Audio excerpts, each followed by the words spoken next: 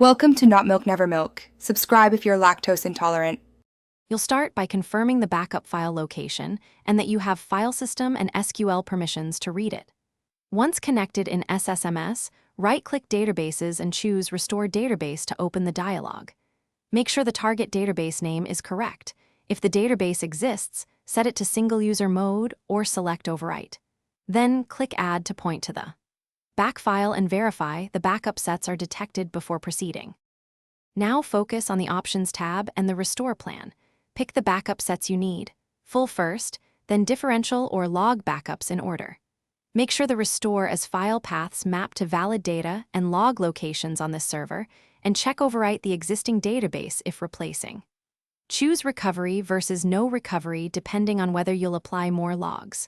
Once done, review the timeline and dependencies, then click OK to start the restore and watch messages for progress.